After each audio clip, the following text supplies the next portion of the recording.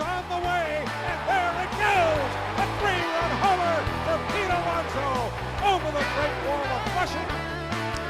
Hey everybody, welcome back to the Shea Station podcast. This is episode 84. It is Monday, July 25th. The Mets have just dropped 2 of 3 to the San Diego Padres. They are 59-37, still in first place in the NL East. And we are finally back in the places that we should be. We had a couple weeks where Jerry was in New York and I was away, and then we were both in LA. Now we're back to the status quo. Jerry, how you doing? How's home? I'm good, man. It is great to hear Howie Rose's call I agree. on the big Pete Alonso home run. It was a huge homer, and Howie Rose, the man himself, steps up, man, and that was a great call. It was nice to hear. I didn't hear it live. I was watching on ESPN, so that was nice. Do you ever sync up the national broadcast with the radio? I actually bounce back and forth, so I'm usually busy while the game's going on for 50% of the time. So if I can sit and watch, I watch the TV. If I'm moving around, I let Howie and Wayne, got put my AirPods in if I'm doing the dishes or whatever it is that I'm doing. So I'll bounce back and forth. On the national broadcast, though, I like the ESPN guys. I think David Cohn does a great job. Ravitch is a legend, and Eduardo Perez is awesome. So I usually listen to them. But I love the radio, too, so I'll tune into the radio broadcast on some games. I need some clarity, some insight, because randomly, I was at the game last night, so I wasn't listening to the booth until the highlights Humble after. brag. We had good seats, too. Pete's home run went right by us.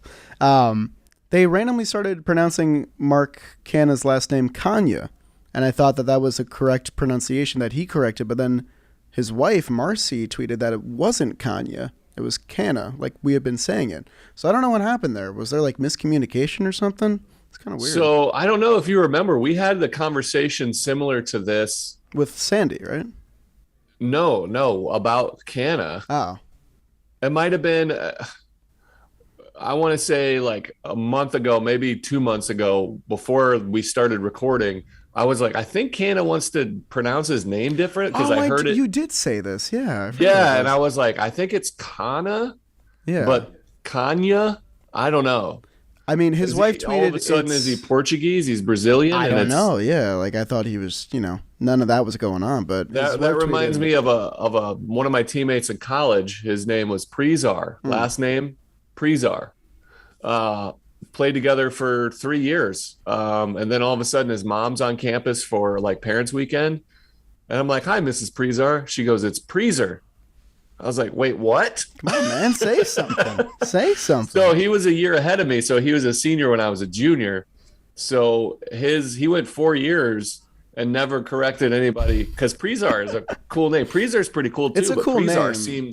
Sounds awesome. You got to be the nicest guy to not correct anybody for 4 So yeah, years. I mean, I'm gonna stick with Canha until noted otherwise. Yeah, Mark, if you see this, let us know because we're definitely curious. That is not the forefront of the news. The news is that the Mets salvage the final game of this set with the Padres. The Padres just had our number this season. They go 4-2 against us, and these first 2 games that we lost were incredibly frustrating games to watch. The Mets came out of the break very, very slow, but they finally picked things up on the final day. We're going to talk about it, a lot to go over. Some moves were made by the Mets. Some moves will probably be made in the near future with 2 weeks to go before the trade deadline. So there is a lot to discuss. Of course, the Subway Series is coming up next as well. And I think we can just dive right into game recaps if you're down, Jerry. I wanted to note that I feel like the San Diego Padres are like us. The way their offense is kind of struggling to produce. Their starting pitching is great. They've had some issues in their bullpen, but their bullpen's still pretty solid. Our pieces are bigger than their pieces. Like you look through their lineup and you're like, really? Yeah. But our lineup looks on paper like a powerhouse, and they're just kind of underperforming. They are a good team. They need some things to go their way. They need to get into like a 5-game series, 7-game series to have a shot, because their offense is just, they have Manny Machado, and that's pretty much it. Yeah. I mean, we met a lot of Padres fans in LA when we had the Boomtown Brewery event. And a lot of them said that exact same thing to me. And when you look at the lineups, it's a little bit like you have Pete Alonso, who clears out the RBIs and gets a lot of guys in. You have Manny Machado in that lineup as well. The Padres have a ton of table setters, a lot of guys who had great years in the past and are struggling this year, and then the great starting pitching and kind of the bullpen woes. So I do agree with pretty much everything you're saying there. The Mets do have put themselves in a much better position thus far, and the Padres were close to the Dodgers, but the Dodgers have just gotten so hot that no one's catching them in the NL West. But I think you will see the Padres in October for sure. I think so. I mean, they have a tough division. They have the Giants over there as well. Yeah. They're always going to try to battle. The Marlins have pitching, everywhere. You love the Marlins pitching. The Brewers, there's going to be there's going to be a race. I wouldn't say for sure because I saw an epic collapse last year. Yeah. I know Bob Melvin is there at the helm this year, but that's another similarity though. Both teams brought in seasoned managers over the new guys. So there you go. There's another one. Yep. And I lobbied for Melvin to take this job. Oh, yeah. But I think it was a better fit that we got Showalter. I really do. As weird as that sounds, obviously, we'll get into it. Let's get into the games. We'll dive deep. We'll definitely talk about Buck in this one as well. Game 1, the first game after the All-Star break. The Mets welcome the Padres into town, and taking the bump is Max Scherzer. He escapes with multiple runners on in the second and third inning, but Luke Voigt gets a single that sets up an Eric Hosmer 2-run tater in the fourth inning. Mets fans do not like Eric Hosmer, and he was just as hot in this series. But Scherzer pitched pretty well in this game, aside from that one mistake. 6 innings, 2 earned runs, 5 hits, 1 walk, 8 strikeouts, just the 1 home run on 93 pitches. He is now up to 3,118 on his career, landing him at 15th all-time on the strikeouts list, so congrats to Max for that. The Mets failed to get a runner in scoring position through the first 6 innings. You can kind of pick your poison on which game was more frustrating. This was the game where no offense was happening. Game 2 is a little bit of a different story. An ump misses the strike 3 call on Trent Grisham, and then he promptly homers on the next pitch off Joely Rodriguez, who had a tough series in the past 3 days. The Padres get a single and 2 walks to make it 4-0 after that off Joely and Seth Lugo. McNeil walks, and then he scores on Guillorme's RBI double in the 8th inning, so the Mets have a little bit of life. And pitching from the bullpen during this was Trevor Williams, who's just been absolutely incredible. He has a 3.30 ERA in 90 innings with the Mets now. This is really becoming the Trevor Williams trade from last year. He's been fantastic. A great piece to add to that bullpen. The Mets get 2 runners on in the 9th inning off Rogers, but they do fail to score, and they lose pretty quietly in this one. The Padres went 0 for 9 with runners in scoring position. They left 8 men on base, but they still etch out a 4-1 win off the Mets, who just looked absolutely dead at the plate in Game 1. Yeah, offense didn't look good at all. On the other end of it, Scherzer doing what he does, escaping jams, getting big strikeouts. He only had 8. How dare he not get double digits again? He was off his game. But 15th all time. If you look around those names, like it's incredible what he's doing his entire career. Pretty wild. Gosh, I don't know. Like watching him escape jams in the playoffs, and I think 12, he came out of the bullpen. Yep. And walked the bases loaded, and then struck out the side. Like it was like it was a tie game. We were like, yeah, let's get on the board because we've done it all year. And then he just promptly is like, all right, now it's exciting for me. So now I'm going to tune it up. And he just steps up in those moments, man. Yeah. He's really good. What a fantastic look. This is how crazy they on the broadcast. I don't know if it was this game or right before the All-Star break. They put up like a full screen of all his accomplishments and Cy Youngs and winning in both leagues and strikeouts. And they didn't even have room to put in a 20 strikeout game. Really? Like the fact, like it didn't even make the top, the top 10. I was like, dude, you didn't even put in one of the most exciting. To me, it's more impressive than a perfect game is this 20 strikeout game, to be honest. And he should have a perfect game, by the way. I know. If Jose Tabata didn't lean in, but that's a whole. But yeah, well, he hit him. I don't know if I agree with you. I think he dropped that. Yeah, it's part of it. He got it in there. Yeah. He leaned in, but that's another one. Yeah. But Scherzer's amazing. Game 1 stunk, but let's go on to another stinker. In Game 2, you know how it goes. It's Game 2 for Jerry. That's put off Chris Bassett versus Blake Snell. After going 1-2-3, 1-2-3, in the bottom of the second, we get first and second with nobody out. Eduardo Escobar grounds out, and Guillorme hits into a double play. Would be a theme because in the bottom of the third, J.D. Davis singles to lead off. Nito bunts him over, and nobody gets him in. That's 4 straight perfect innings for Chris Bassett to start. We've got runners on in the second, runners on in the third. Guess what? In the fourth, Alonso hits a 1-out double. Nobody gets him in. Top of the fifth, there was a 2-strike pitch that hit, or a 1-2 pitch to Nomar Mazara. He tries a back foot slider, hits him in the foot to break up the perfect game, followed by a Hosmer single, who seemed to single on every single at-bat this series. But Marte makes a nice sliding catch, and then he gets him out. No runs in the fifth. Bottom of the fifth, Louis Guillorme, leadoff walk, a 2-out single by Nimmo. They don't get him in, but that would be it for Blake Snell. He goes 5, gives up 4 hits, 2 walks, 5 Ks. Top of the sixth, Profar gets a single between a couple of Ks, and then Machado, who on a theme like Joely Rodriguez in game 1, there was a strike call. Would have been strike 3, top of a little curveball slurve. Should have been called strike 3, didn't. Machado promptly puts one into the seats to make it 2-0 San Diego Dads over the Mets. That was a frustrating one, but Bassett was cruising right along. It's only a 2-run deficit. Our offense is powerful because right off the bat in the bottom of the sixth, Lindor hits a leadoff single. Looks like we're rallying. Nothing. That takes us to the top of the seventh. Bassett, he ends up finishing his day very solid, goes 7, 4 hits, those 2 runs on the Machado home run, no walks, 11 punchies. I would say he was at his sharpest, I think, all day long. Really impressive after a long delay to come out and looking as sharp as he did. A lot of guys come out a little bit, wild, feeling good, but he did great. Ottavino pitches the 8th and just punches out the side, looking great.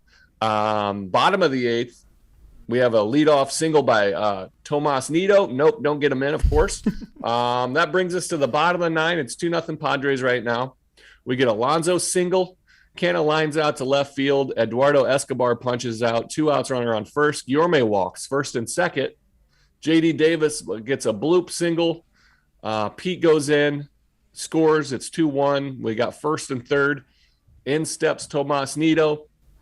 This is the Buck question. He had McNeil ready to go. He announced it in the postgame that he thought about bringing McNeil in, and he chose not to. Nido had a decent night. He had a single, he had a walk, but he pops out to second base. The Mets lose 2-1. They go down 1 for 9 with runners in scoring position. The only hit they had was that 9th inning 2-out bloop single by J.D. Davis, and they lose. But Pete Alonso has a great day, goes 3 for 4 with a double. Guillorme has 2 walks. J.D. Davis has 2 hits, including that 2-out RBI. Chris Bassett was great in his 7 innings. Ottavino was good. Edwin Diaz had to come in and had a shutdown 9th inning, but it didn't lead to anything, and the Mets lose. Brutal. Just brutal. That one was tough because they finally had runners on all the time and just couldn't get them in. Those timely hits, all the regressing to the mean. Is that what we're doing now? I don't know. I have a couple questions for you because I feel like there's a lot of takeaways. One, just as a fan, which game is the worst viewing experience? Game 1 or game 2? Game 1. Yeah. Game 1 sucks because your team does nothing. Yeah. Your team has no offense. You can kind of tune out and maybe get some work done or read a book or something. As a fan, you get to watch Max Scherzer pitch, so That's you got true. that going. That's true. So there's entertainment, but you don't have anything offensively to root for. At least I would prefer your team. This is the recipe for success. The whole first half was to get guys on and then hit with runners in scoring position, find a hole. They did that. We'll get to game 3. I want to sum her up. I'll let you go to game 3. Game 2 was frustrating. And Another I game also 2 loss for your boy. I want to gauge you on Buck's decision as well. Go for it. I mean, so let's cover it now. Buck's rationale was Nido has great numbers with 2 outs and runners in scoring position. We've been talking about that for a while. That's kind of a thing we always discuss on this podcast. So I get why Buck had that idea in his head to leave Nido in. Plus, he's been in the motion of the game and all that. What do you think, though? Because I trust Buck, and I feel like I haven't questioned a decision from him like this pretty much all season. But not using a healthy McNeil there was very questionable to me. Yeah, so there has been a couple, the Ottavino for 3 days in a row. Right, yeah. But so Taylor Rogers is a left-handed closer. Right. McNeil's a lefty. McNeil actually hasn't been great. Right. As of late, he hasn't looked like McNeil. He's kind of floundered a little bit. And Nido looks solid up there. And he actually took a good swing. Rogers just got that slider in. He went down 0-2 and he put it on. I'm bringing McNeil in. Yeah, I think. But analytically, if you look at the numbers, this is what everybody was worried about for Buck. He's old school. He doesn't know any numbers. He's right. Nido has been hitting really well with runners in scoring position. It's a sharp decline as of late, though. Yeah. I think that probably dropped him under 300. He was like 306 at the time. So if he's a 306 hitter with runners in scoring position, the math says leave him in, lefty, righty. Plus, it would have been a tie game. I don't know. Again, that's why we're not the managers of the New York Yankees. I'm not gonna. I mean, it's easy to say again in hindsight that you should have brought McNeil in, but who knows, man? Hindsight is it's not his fault that they went. Whatever it was. 1 for 9, 0 for 8 in the other. Yeah. I mean, the Padres did go 0 for 14 with runners in scoring position between these two games, and they won them both, which is just it's wild. Incredible. All right, so we go into Game 3, backs against the wall, facing the toughest pitcher that we have to in the Padres rotation, Cy Young candidate Joe Musgrove against Cookie Carrasco. The Mets got up to their usual antics right away. They leave multiple runners on in scoring position, stranded in the second inning. Cookie Carrasco was weaving in and out of trouble all night. He had bases loaded in the first inning, but got a huge strikeout.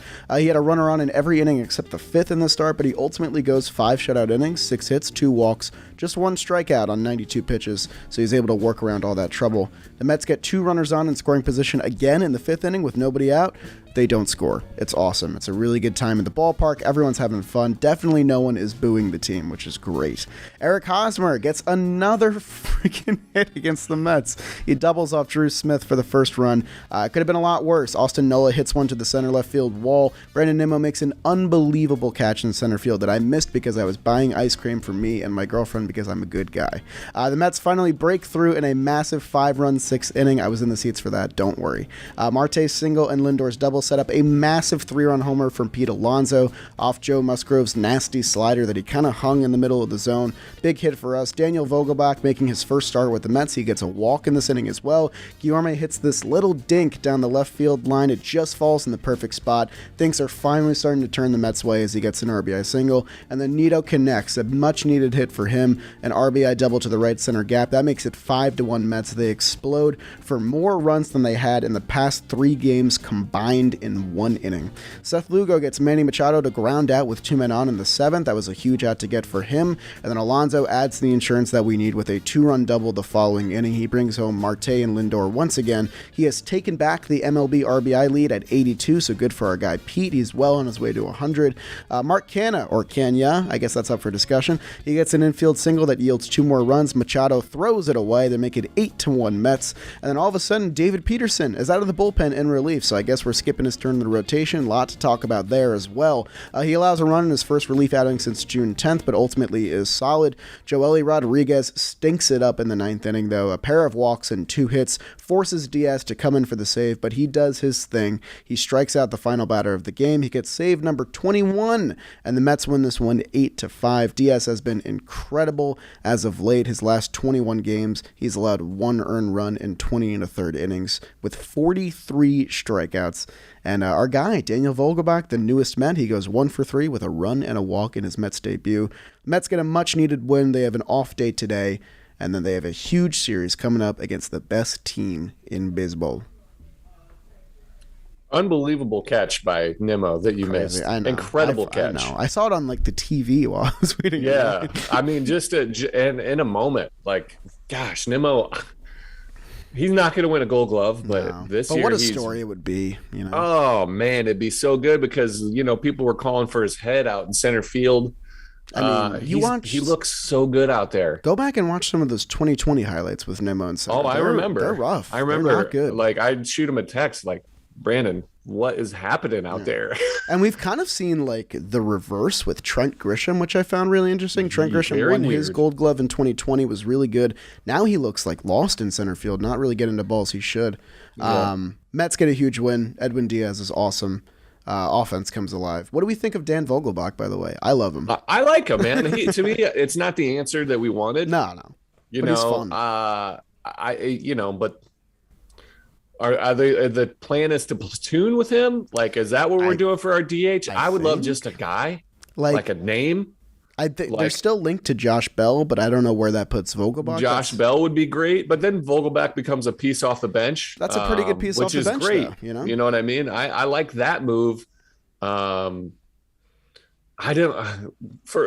comment on the game. David Peterson allowed a run on 3 singles. Yeah, he pitched great. Like they punched singles through the hole. They beat the shift 3 times in a row. He looked really good. Yeah, his slider.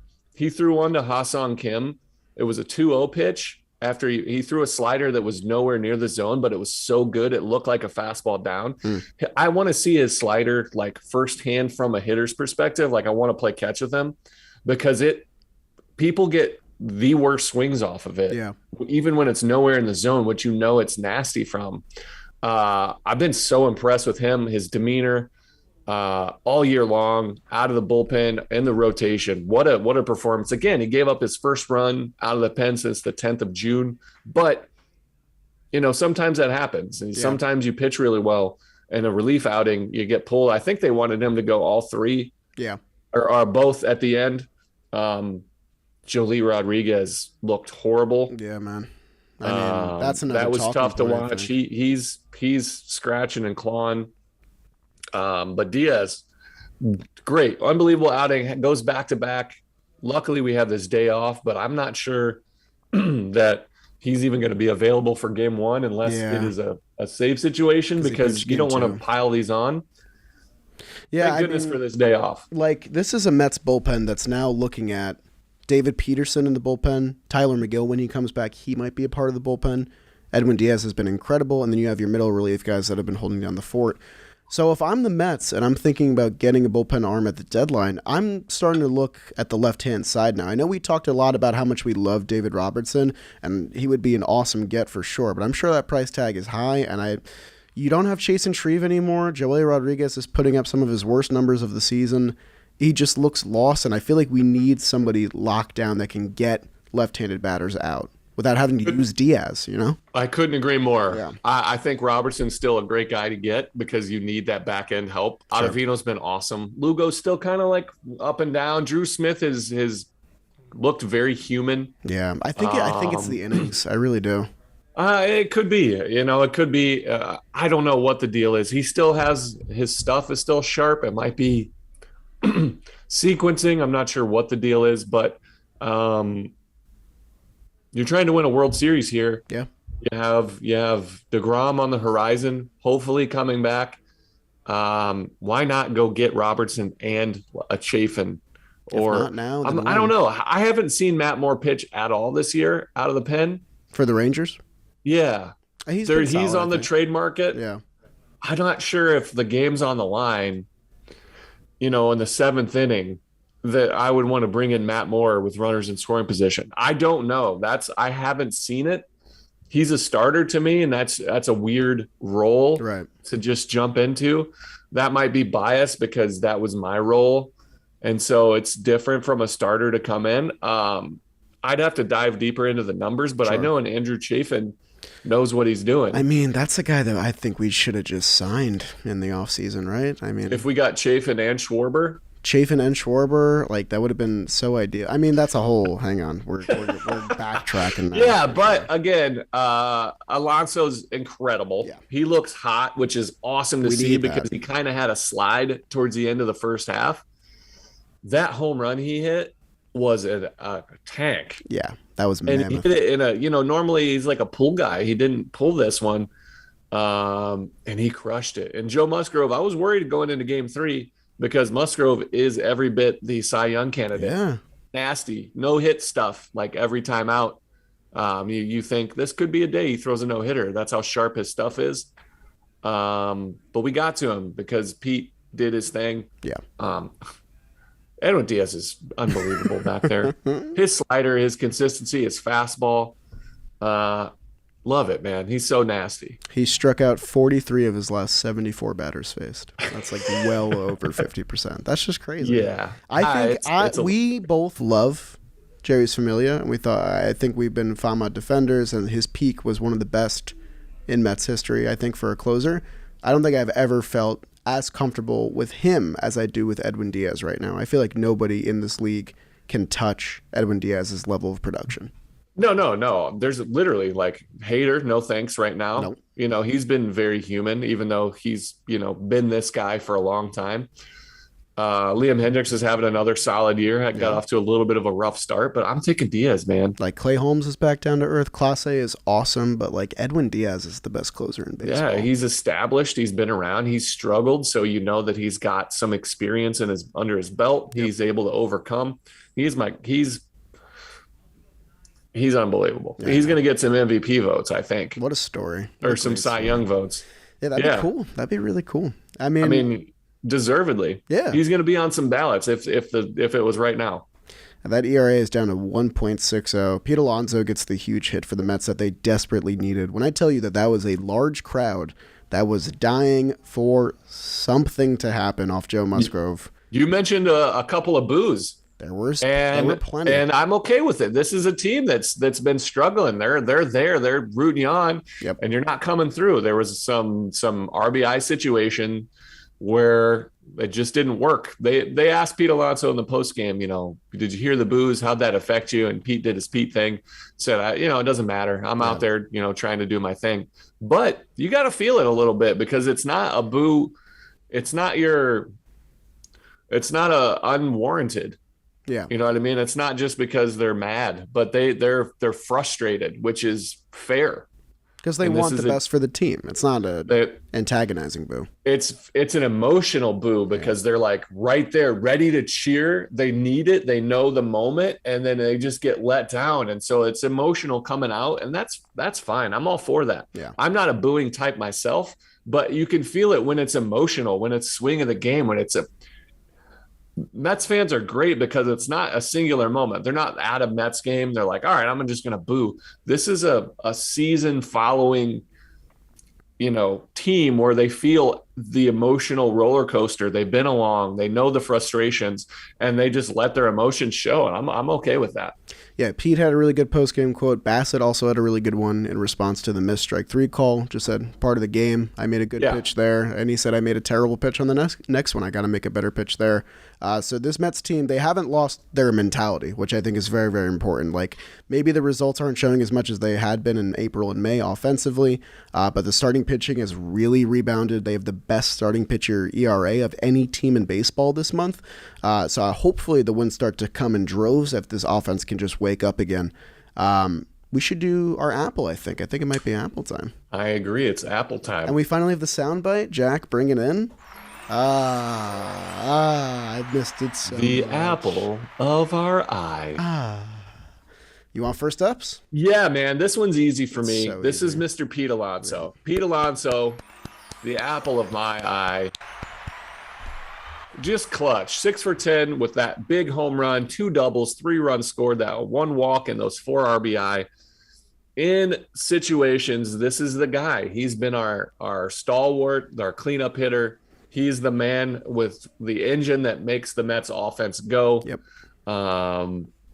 Just so, I mean, if there's an MVP of our team, it's Pete Alonso. Like, it's not even close. Without him, the Mets offense is woeful. Yeah. So, easy one for me. Very, very easy. Pete got a bunch of big hits that we desperately needed. And it just goes to show, it illuminates more that we need more than one big bopper in this lineup because we got a bunch of table setters. The table was set in game 2. It really was a lot of times. but there was no guy coming through. And you see that, like, when Pete Alonso struggles, this team struggles. Like, he wasn't really alive for the Braves series and the Cubs series, and the Mets were scratching out wins there. But he comes up big in Game 3. They put up an 8th spot because of it, so Pete Alonso very deserving.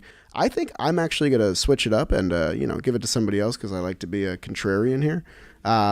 It was a really tough June for our guy Chris Bassitt, but he has looked absolutely incredible in his last 5 or so starts. So a little round for Chris Bassitt, the apple of Jolly's eye. And I think it's thematic, kind of, because the exclamation point to Chris Bassitt's horrible end of May, early June was a 7-run outing against the Padres where the Mets lost 13-2. He went 3 1/3. He got lit up. And it was not a good start. His ERA was at 4.48 after that. Ever since, he had that 8 shutout innings against the Brewers, and he's had quality starts every single time since. This time, he sets his season high, his Mets high, with 11 strikeouts. He had never passed 8 before, so he was really on his stuff. And if not for that strike 3 call and that bad pitch after, you're maybe looking at 7 shutout innings with 11 Ks, or 12 Ks, I guess it would have been. So Chris Bassitt has a great start. He doesn't get the win in this one, but I think that his production, with DeGrom looming as well, is giving the Mets this maybe 4-headed monster with Scherzer, Bassitt, Walker, and DeGrom. And then you got Cookie back there doing his thing as well. This is a rotation that's really starting to hit its stride, and I think Bassitt's production is a huge piece of that, so he gets my apple. I love it. There you go. He looked great. He looked awesome. So sharp. He had all 11 of his pitches working. He just carving it up. Hey, cheers, by the way, to the Shea Station mugs. Hey, we got it going today. Clink, bang, right there, like that. Yeah, man, he looked great. And again, you talked about that lull that he had, and it was the culmination. I forgot that it was against the Padres, where after the game, he was like, I don't know what's going on. That's a scary I am quote. at a loss. Yeah. It was worrisome, to say the least. And from then on, he stepped it up, and he looked so good. You know, it's going to happen. 7 innings again, like a great way to approach it, because he didn't let the home run after the frustration of the missed strike 3 call. It wasn't like down the middle. No, yeah. And it was like up in the zone on a breaking ball, which is, it's weird, and it's rare for a called strike to get up there. It was a good pitch, so though. it wasn't like, I'm sure if he watched it on film or like we do with the box on TV where you see the strike zone, it would have been harder.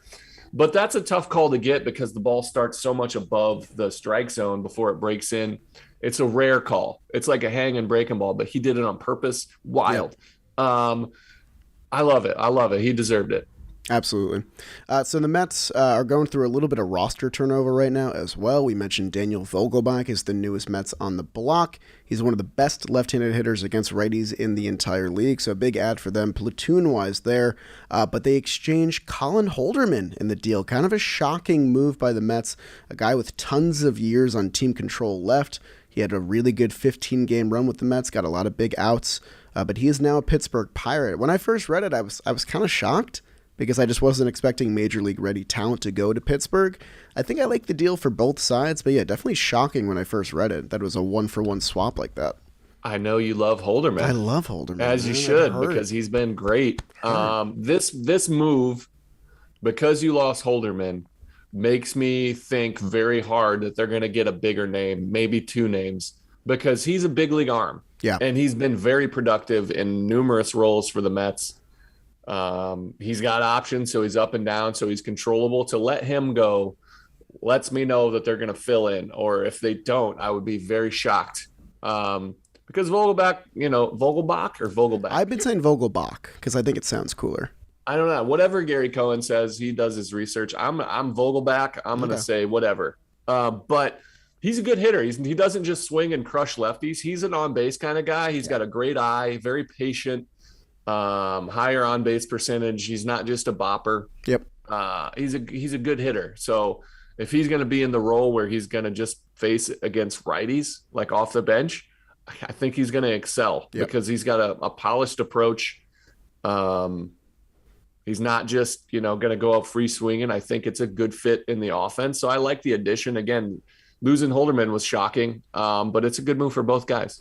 Yeah, if this is a Mets team that does add a DH like Josh Bell, having Daniel Vogelbach on your bench is not a bad thing at all. But I do think it signifies two things. One, exactly what you said, that this team is probably going to add to the bullpen. And if they don't, this trade becomes a little bit of a question mark for me.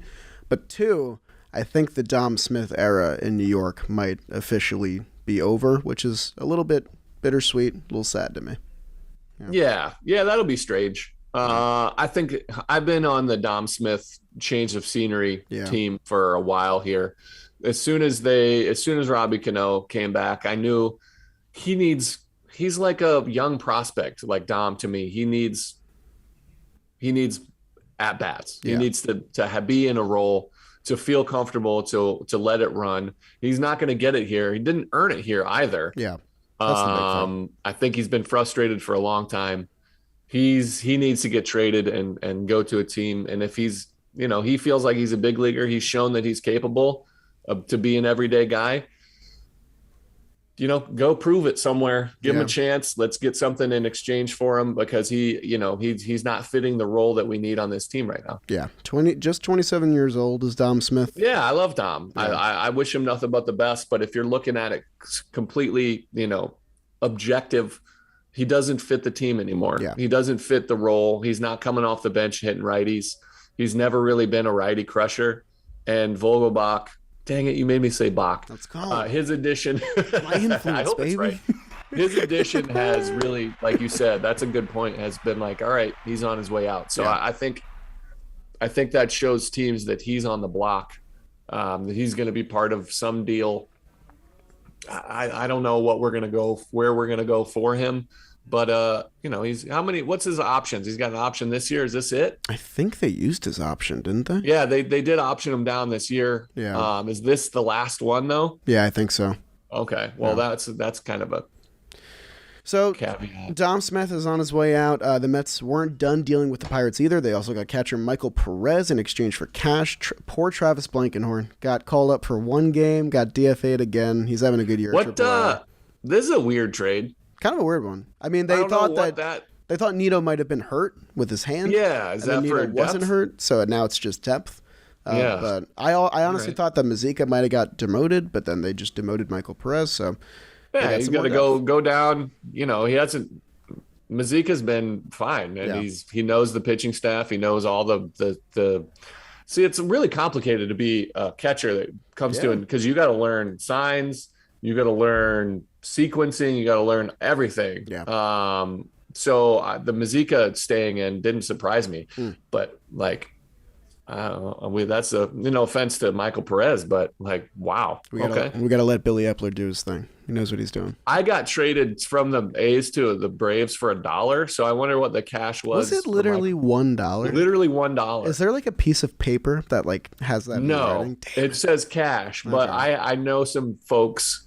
It was for $1. That's because the A's appreciated me. And they were like, look, man, we want to give you the opportunity, because they could have held on to me. I had an out coming up. Yeah. But it was like, hey, we want you to have a chance to go to the big leagues. So they traded me, and they were like, all right, here's $1. It's like we got Cameron Maybin for $1 last year from the Cubs. I remember that. Yeah, isn't that amazing? When I was younger, I used to always see traded for cash considerations. And I would always think that the team was considering giving cash. And I was like, why don't they always just say no? I mean, it makes sense. Cash, All right, anyway. Mets have more reinforcements on the way as well. Trevor May made his first rehab assignment. Good for Trevor. Little claps for there. Very exciting. Scoreless inning in Double-A. He said he's feeling good, so hopefully he's on his way back. And Jacob deGrom threw another 60 pitches. In Triple-A, this was a simulated game. He said he's feeling good after the outing. He might only have one more, and then he might be ready. I have no idea. I don't want to speculate anymore. I don't know. I think they're going to get him up. I think they're going to get him up into the 85, 90. Yeah. And just have him go like 5 or something. I don't know. I think they're going to let him. They don't want to call him up, make moves, and then for him to get hurt again. Yeah. So I think they're going to be extra patient with him. I don't know when we're going to see him. Yeah. So, I mean, you know what? Regardless of what happens this offseason, there's already been a lot of talk. Just come up, have the best 10 starts of your career, and let's win a damn World Series. Can he have a 10 best of his career after what he did last year? I think he can. There's no limit. There's no ceiling. That's true. Come He's on. that good to where there's no limit on what he can do. All Mets right. fans get excited for that. Hopefully that's coming very soon. The probables for the Yankees series are a little bit interesting because David Peterson is back in the bullpen. We got two pretty good starters going against the best team in baseball. Jerry, can you tell me who's facing off? I can. Game 1, it puts Taijuan Walker in his sparkling 2.55 ERA. Just been steady MVP on the pitching side for the New York Mets, going against Jordan Montgomery, 3.24 ERA. He's been really good. He's a lefty starter. He is solid for the Yankees, really kind of stepped up. Eduardo Escobar, 2 for 6 with a homer in his career. Lindor, 5 for 9 with a homer against Montgomery. Aaron Judge versus Taijuan Walker, pretty good, 2 for 7 with 2 bombs. Marwin Gonzalez, 4 for 19 with 2 homers against Taijuan Walker. But they don't know this version of Taijuan. Anyway, the Mets hit Monty hard last year in his 2 starts. He went 0 for 2, 8 innings pitched, 8 runs scored, 13 hits, 6 walks, 12 punchies. But guess what? Taijuan Walker in his last 7 games, 45 innings pitched, a 1.8 ERA, and 48 strikeouts in those 45 innings.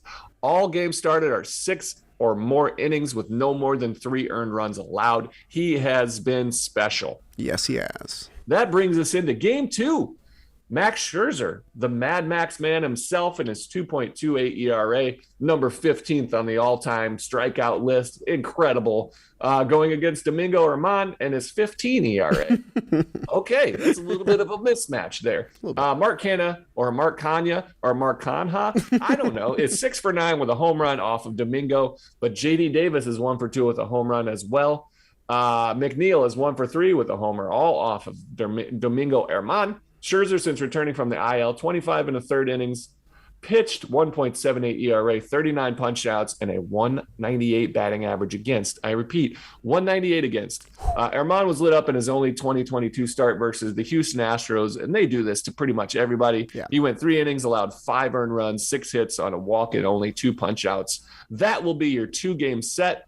The Subway Series. Daniel Vogelbach thinks it's going to be awesome to be in a Subway Series in his post-game interview. I mean, Vogelbach. Put yourself in his shoes. You know, he just went from the Pittsburgh Pirates in the basement to now he's on the National League. He is going to be so excited. There's nothing more exciting than being on a contending team, going to be pushing it. And he knows that. He was with the Brewers when they were trying to make that playoff push. He's so pumped to be playing in meaningful games. This is it, man. The Subway Series. The Mets are in a little bit of a decline. Our highlight of our season last year really was the Yankees series. The big 3-homer game from Lindor. In this house. Yeah, so this will be fun. Yeah, it really will. I kind of wish it was 3 games, but 2 games we'll have to do. I hope they don't split because splits stink in 2-game series. The Yankees. I mean, I hope if they split, game 2's the win. Yeah, at least, give yourself a little bit of slack. Yeah, the Yankees have recently lost Michael King for the season, so their bullpen is a tough loss for them. That's a very tough one. Giancarlo Stanton's been battling some injury, but this is still an incredibly good team. Jomboy Media doesn't really talk about the Yankees ever, so there's not a lot of coverage that goes on with them. So we're kind of giving you that first facetious. But yeah, this Mets team, I kind of wish they didn't have an off day today because they got that huge 8-run rally. They're feeling hot again. I hope they don't cool down. But Monty, they've had his number. Monty, this is incredible. He has 19 starts at 3.24 ERA. Guess how many wins he has? 4. 3. Can you believe that? Well, again, because this is started out as a Yankees company. I know that they've been pulling him like they did David Peterson, just the quickest hook ever. And they're just giving him no run Aaron support. Boone treats Jordan Montgomery the way Buck Showalter treats David Peterson in his starts. Can't get the ball out of his hand fast enough. I wonder if Monty's also been pulled mid at bat, like when Peterson got pulled against Mookie Betts. I don't know, but maybe we bring that up. We're doing a little crossover pod later today. Spoiler! Wow, look at this guy. It's okay to spoil. Yeah, you can spoil. It's okay. Are we allowed? Because if not, it'll be up tomorrow. So if you're interested in that, it'll be up tomorrow. But yeah, should be a lot of fun. Only a 2-game set, kind of like a World Series preview here, so get excited for that. And yeah, first Subway Series of the year. The other one I think is in September, if I recall correctly.